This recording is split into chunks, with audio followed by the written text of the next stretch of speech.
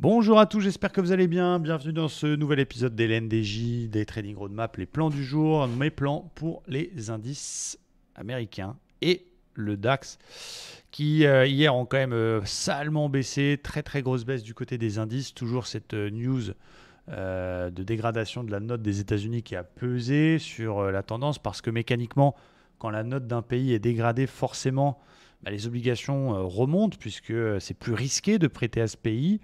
Donc naturellement, ça donne une attraction supplémentaire à cette classe d'actifs. Donc ça va avoir un double impact, à la fois surprise sur le marché directement et déclenchant peut-être quelques prises de bénéfices de prudence, mais en plus un transfert de flux des actions vers les obligations. Donc on a eu un double effet qui se coule avec un VIX qui a un peu explosé plus de 15%, donc un vrai stress sur le marché. Quoi qu'il en soit, on n'est pas encore dans des marchés full baissiers, surtout au niveau américain. Vous allez voir, on valide des divergences, on valide des double tops, mais j'ai quand même envie d'essayer de travailler un rebond là-dessus. Je vous explique pourquoi. Alors sur le DAX, certes, la baisse est assez violente, on casse les moyennes mobiles et on ne peut pas dire qu'on soit dans une tendance haussière maintenant. On est quand même toujours dans ce gros bordel, ce gros range.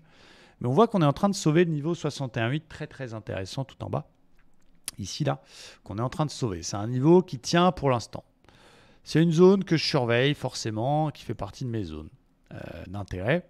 Sous cette zone, je serais plutôt vendeur s'il finit par casser ce niveau-là pour aller chercher le support d'en dessous qui devient à son tour une zone d'achat. Mais même si on est en flux très baissier, c'est pour ça que je vous ai mis en zone de danger tant qu'on est sous les moyennes mobiles en 1 heure. On est dans un flux, regardez, qui est parfaitement baissier et du coup, on a déjà eu des tentatives de rebond hier et on a fait un nouveau plus bas. Donc c'est pour ça que j'ai mis zone de danger tant qu'on est sous la moyenne mobile 50. S'il y a des beaux setups, je peux tenter. Vous allez voir qu'il y a un très beau setup sur le Nasdaq. C'est pour ça que je vais vite passer aux indices US.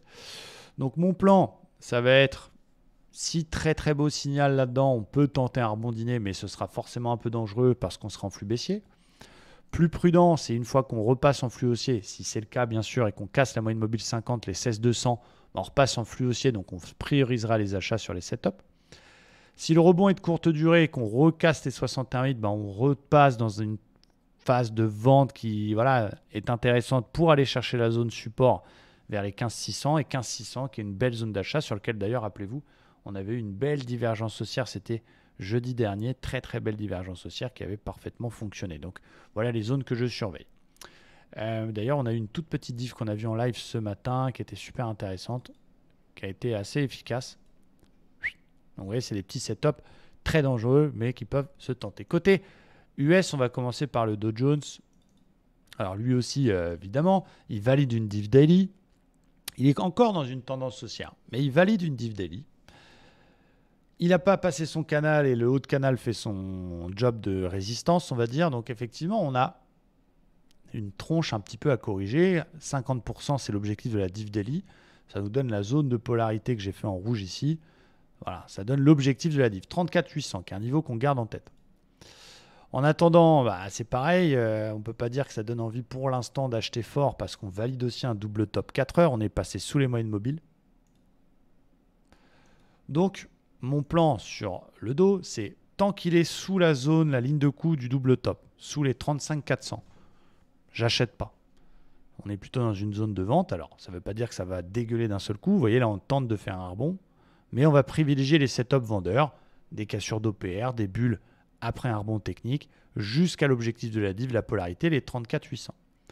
Si ce rebond se met en place et que par les news dans la journée, on finit par réintégrer le range cassé et repasser au-dessus de la ligne de coup du double top, donc au-dessus des 35 400, bien là, en effet, la baisse pourrait se calmer, on pourrait tenter des rebonds, ça sera un peu dangereux, on est en zone neutre, on est dans un range, mais on pourrait tenter des rebonds jusqu'au plus haut.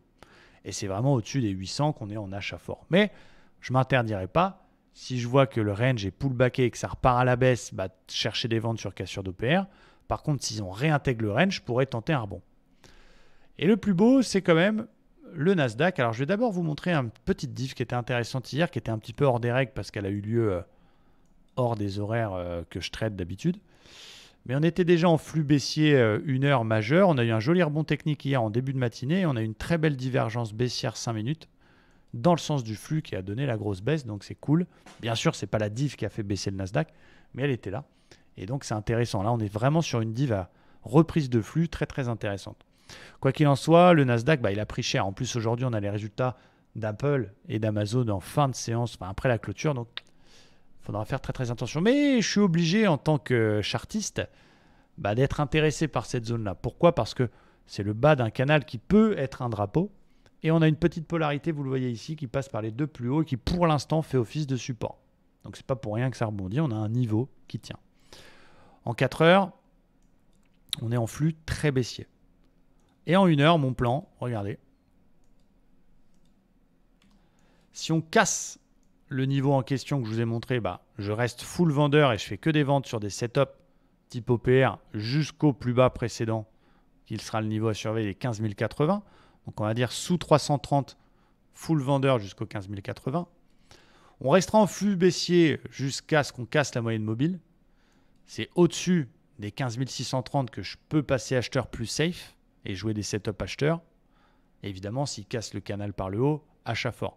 Mais même si on est en flux baissier, de temps en temps, on peut s'accorder quelques trades dits contre-tendance et essayer de surfer dessus. Vous l'avez certainement vu.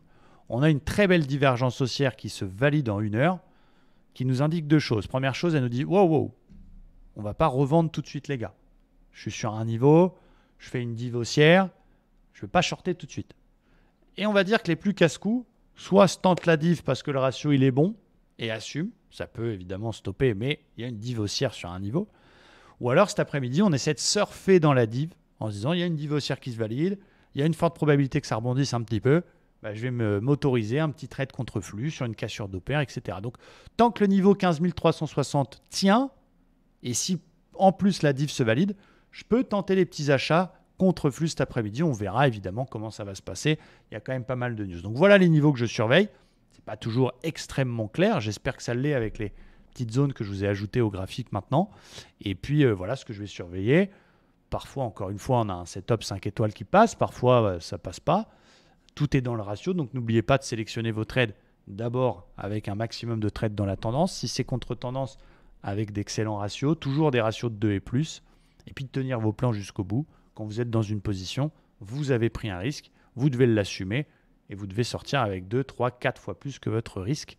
C'est l'objectif pour que mathématiquement à la fin, on intègre qu'on ne puisse pas gagner tous ces trades, mais que sur 10, 20, 30, 50, une grande série, même avec un taux de succès de 30, 35, 40%, ça gagne des sous. Voilà pour mes plans. J'espère que c'est clair pour vous. Merci à tous. Très bonne journée de trading et à très vite.